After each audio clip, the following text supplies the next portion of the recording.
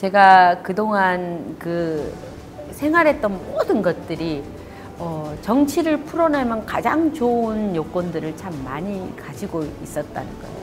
그래서 그런 부분을 잘 풀어낼 수 있는 정말 똑소리 나는 이게 말뿐이 아니라 주어진 정말 그렇게 일을 잘하는구나.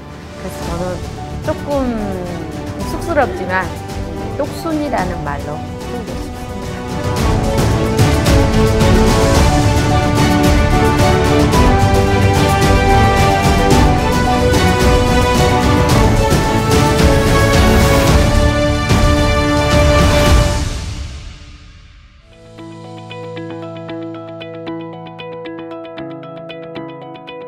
제가 전국 어린이집연합회 수석부회장을 전국단체를 12년 정도 이끌었어요. 사실 뭐 지역에서도 그렇지만은 부천에서도 회장을 전체 회장을 했고 경기도에서도 민간 부회장을 하고 했지만 국회를 주로 많이 갔었어요. 보육정책이나 이런 것 때문에 보육정책 토론회를 제가 1년에 한 번씩은 꼭 뭐 헌정기념관이나 국회의원 대강당에서 해서 정치하시는 분들을 만나봤고 정책을 들고 참 많이 찾아뵙고 그랬는데 늘 될 것 같은데 얘기를 하면 특별히 바뀌는 게 없다는 거였거든요. 그래서 저는 만약에 제가 정치를 하게 된다면 작은 문제라도 내가 할 수 있는 부분을 분명하게 하나씩은 좀 해주고 싶다. 필요한 부분을. 그래서 그런 거에 대한 거 어떤 때는 이제 정말 밤을 새서 서류를 이렇게 잔뜩 해갖고 들고 갔는데 거기 놓고 가세요 뭐 이렇게 할 때도 있어요.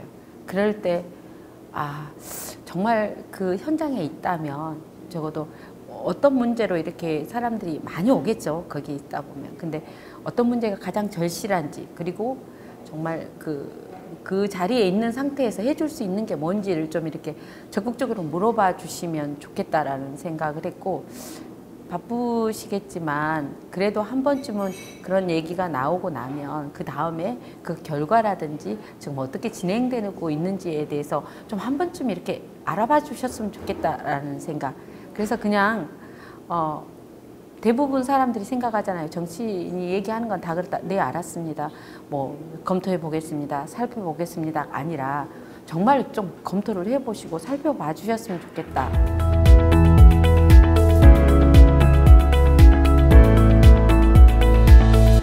제가 이것도 도정지대하면서 이제 느낀 건데 청년 정책에 대해서 이제 이재명 지사님이 이렇게 공약으로도 많이 했었고 그래서 청년 정책을 얘기하는데 청년 정책만 얘기하면 다 같이 이제 찬반 양론이 너무 아주 첨예하게 대립을 하는 거예요. 그래서 제가 봐봤어요. 청년 정책이 도대체 얼마나 쏟는데 이렇게 말이 많나. 노인 정책은 1조가 넘어갑니다. 청년들은 몇천억밖에 안 돼요.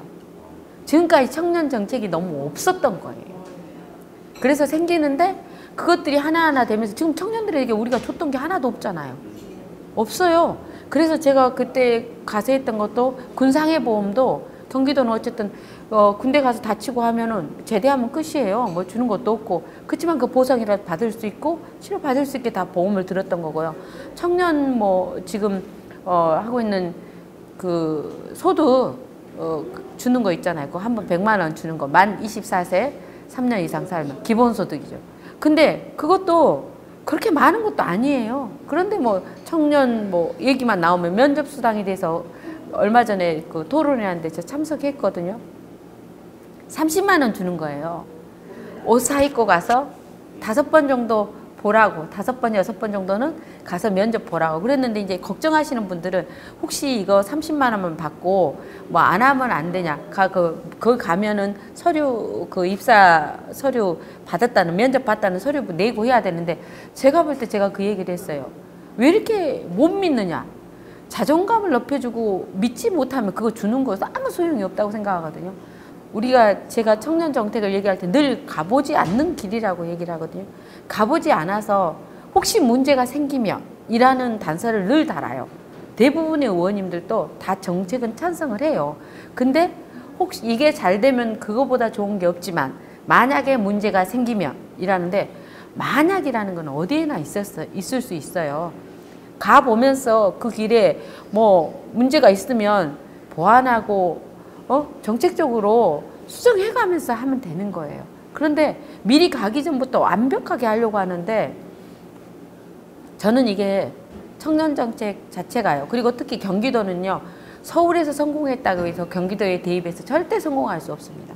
서울하고 경기도가 달리 농촌에서 했다고 해도 안 돼요. 경기도는 뭐든 부딪히면서 스스로 해 가야 돼요. 그래서 저는 청년 정책에 대해서는 굉장히 그 부분에 대해서 정책적으로 지원이 돼야 한다고 아주 강력하게 생각하고 있는 의원 중에 한 명입니다.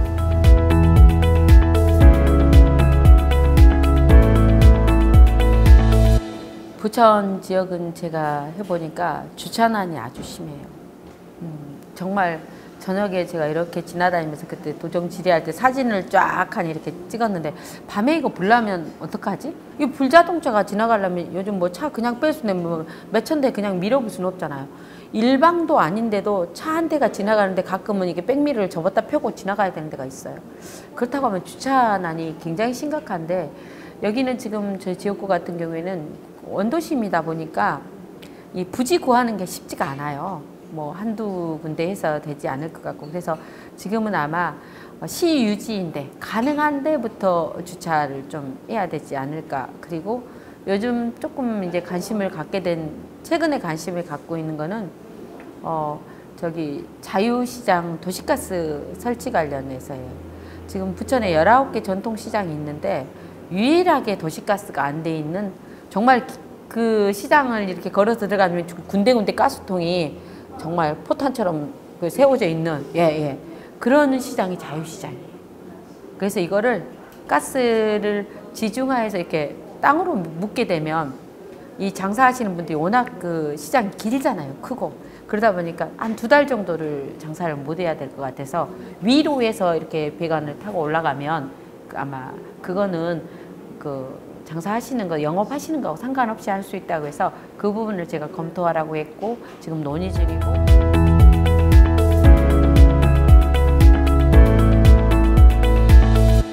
저는 정치 철학이라고 하면 저는 그 생활 정치와 무관하지 않는 생각이에요. 그래서 정말 필요한 부분, 보여지는 정치가 아니라 정말 필요한 곳에 필요한 정치를 하고 싶습니다. 그게 정치 철학.